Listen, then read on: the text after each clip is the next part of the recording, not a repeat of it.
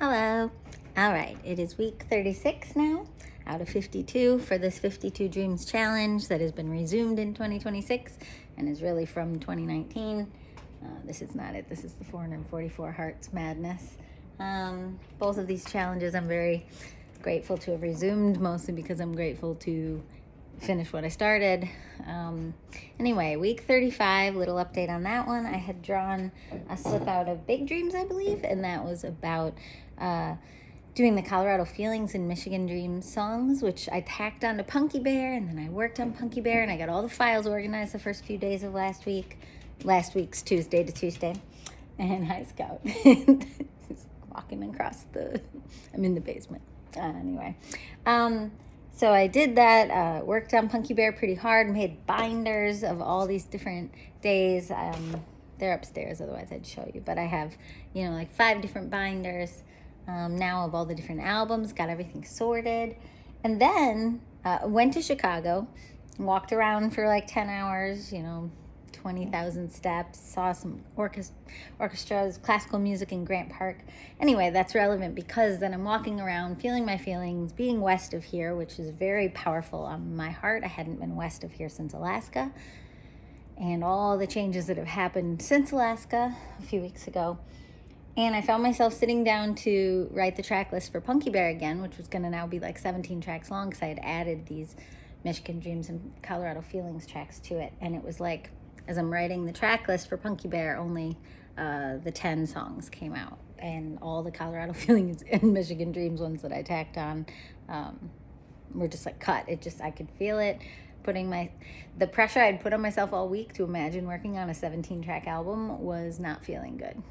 And so when I was in Chicago, where I just feel a little more like myself in the sense of realism, like the chaos that I live in here of a billion projects always in the works, I had projects all the time as a kid, but I liked to finish things and then move on. Here, I feel like I am becoming the forest floor and everything's growing and nothing's arriving. And and when it does arrive, it doesn't reach the heights that I had hoped it had reached after all the work that's put in, like Trees for Clouds, and everything's true. And so it even feels sometimes like the full growthiness of an album like Trees for Clouds still isn't the end goal. And like, it's really about what that's feeding into. And it's just, there's a chaos feeling to that. So it felt really peaceful to just decide the Punky Bear album was smaller. Because I don't want to make things bad anymore just to get them done. Like, I have a lo-fi page to have a lo-fi page. I have this channel to have this channel, to move the energy, to talk about the process of creative life. But I don't want it to just be bad just to get done, just to get on to the next thing. I want to make really high quality work again. I miss doing that. I learned that in the last couple of years about myself. But you can't like rush through high quality work. It takes as long as it takes. And so making it shorter and smaller makes sense because we live in a world where people don't even get skills and training. They just make 20-second react clips to other clips. So it's like I'm already the overachiever of the century by holding on to so many projects that aren't even monetizable in this new world that we're living in, where people just want, sound bites. So, okay, so I decided that. And now, just this morning, I was like, oh, wait, my challenge wasn't about Punky Bear. I just made the week's challenge about Punky Bear because I tacked that slip I drew about Colorado Feelings and Michigan Dreams onto it. So I separated it back out. And I had these songs. That was the slip. And I started writing them down. And the dentist is calling. And I'll call back. So I started writing it down. And here's the track list I just drew for this. Did I leave it upstairs? That would be a bummer. It's very anticlimactic, but I think I left it upstairs on my computer. So we'll go up there. Why not? Or I could do a part 2 video, but I don't really want to. I'm going to keep going. Okay, so then, unless I left it in here when I grabbed this binder, coming into a dark music studio with me. Let's just make sure I didn't. No. That's all Cloud Light stuff. Okay, so we're gonna go up by my computer. Let's see. So, basically, dun, dun, dun, dun. Here it is. It's got to be here. What? Where did I put? Oh, here I put it. Okay. I ended up rereading all the names of all of the songs from the Colorado Feelings, Michigan Dreams until I found a new title. Because it just didn't feel right. It felt too, hold on, I'll do it. Like, I felt too archival. I noticed that's the thing about Just Kidding Rainbow that can get a little overwhelming now that I'm trying to play catch up and make things nice, or let lo-fi be lo-fi. It can all end up feeling a little too archival, like I'm just always in my past, doing albums from my past, and that doesn't have enough of a feeling of creativity in it for me. So, dun dun dun. I don't know where the sheet is with all the test names. Well, that's for me. But that's the new name of the next, of the album. That one just hit me like a flood. Made my guts feel weird in my mind. There were all kinds of names like To the Sky in Your Mind, and things about flying, things about maps in the sky, because Flight Path is on that one. But yeah, there was a lot about light. There was a lot about the sky. I could see like the whole vision of it across the sky, it being about pulling me from the Michigan swampiness, bayou, everything being connected, forest floor, too muchness, to the stark reality of choosing one mountain and going to that one mountain, and all the opposite feelings that I felt when I was there. And so this album is the intersection of those things. One thing that really hit me, that's probably too personal, has to do with what song numbers these were on their original albums versus what song numbers they will be now.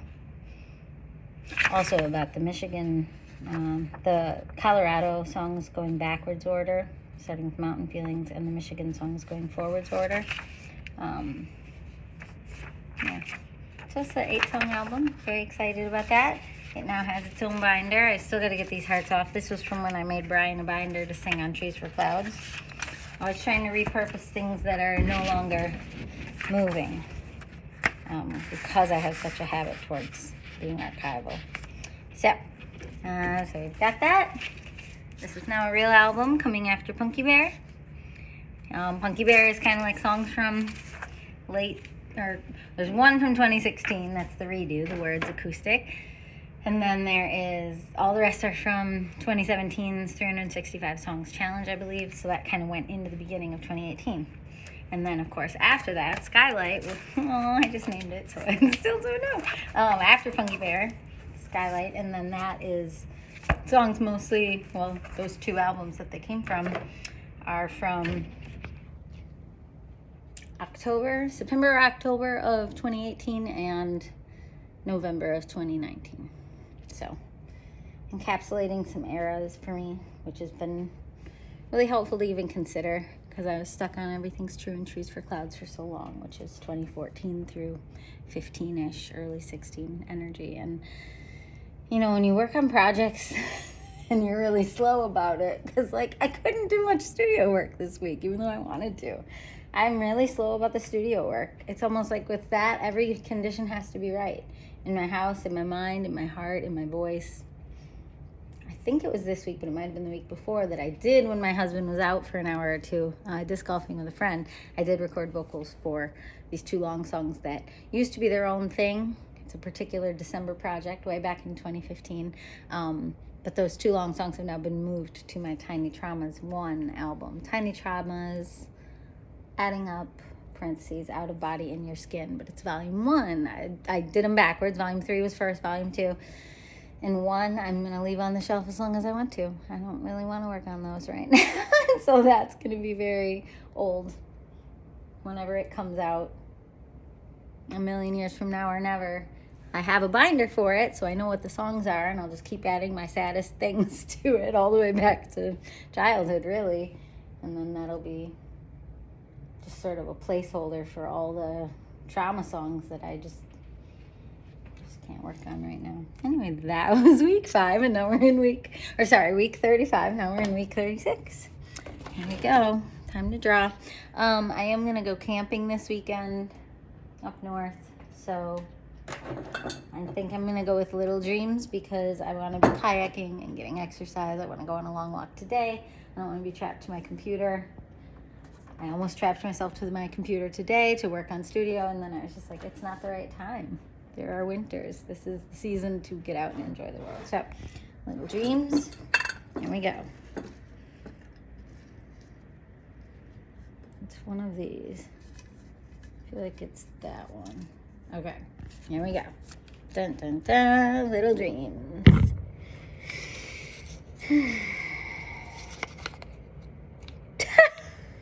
Shit. All right. It's a trappy in the studio thing, but this is something I need to get done, or I would like to get done. So, record piano, vocal, like cover songs, basically, of the 10 Where the World Mine songs, which are songs I wrote, but the lyrics are Shakespeare, except for 2, which one of my collaborators, Corey, had written. So that's the movie from 2008, Where the World Mine. There's a lot of energy in the air about that. That came up in Chicago. I'll tell a little story about that. I was in Chicago, and my friend David, who was supposed to be working on a first draft of our Christmas Carol collaboration, which is another old project, 2002, that I wanted a playwright to resurrect with me. And so it was a couple different people. My dad, my friend Tara, who passed away, and now David. I want it to exist mostly for my dad, but it's kind of cheesy. It's from 2002, I think.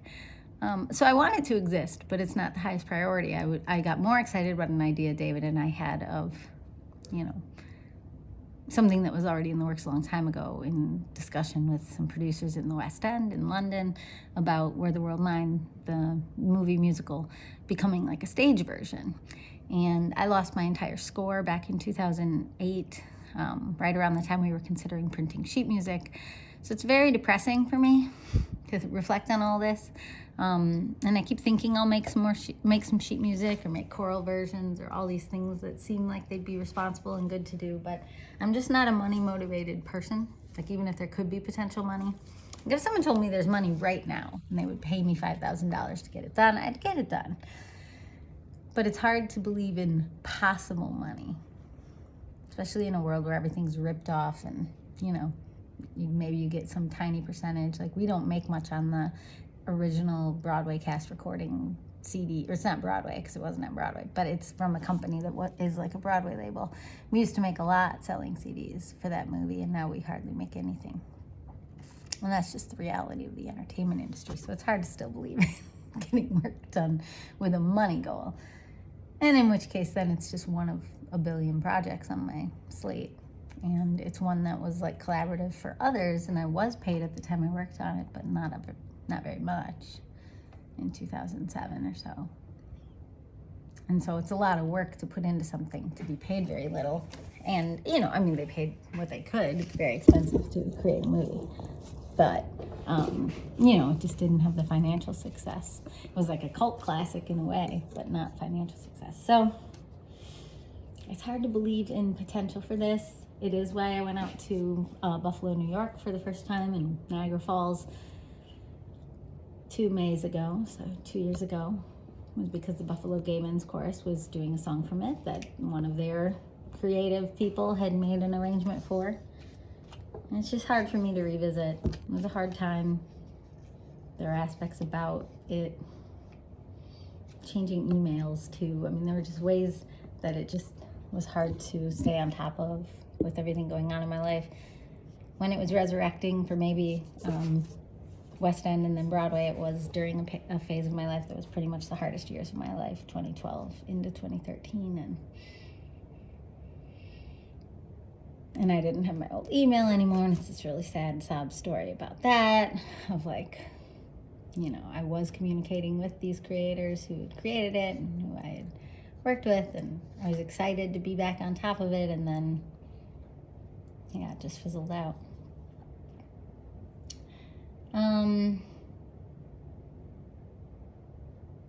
Who knows?